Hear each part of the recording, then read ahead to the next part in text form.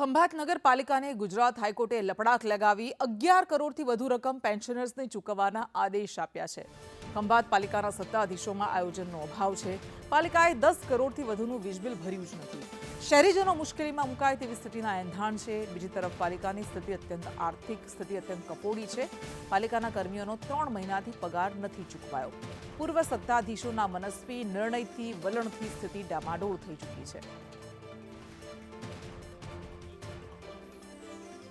તો ખંભાત નગરપાલિકાને ગુજરાત હાઈકોર્ટે લપડાક લગાવી છે અને 11 કરોડથી વધુ રકમ પેન્શનર્સને ચૂકવવાનો હાઈકોર્ટે આદેશ કર્યો છે.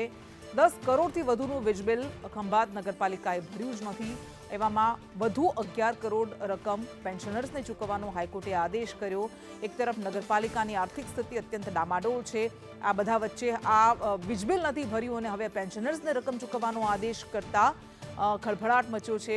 પાલિકાના સત્તાધીશોના આયોજનના અભાવે શહેરીજનો મુશ્કેલીમાં મુકાય તેવી સ્થિતિ અત્યારે દેખાઈ રહી છે. તેમની આર્થિક સ્થિતિ અત્યંત કફોડી બની ગઈ છે અને કર્મચારીઓનો 3 મહિનાથી પગાર પણ નથી ચૂકવાયો.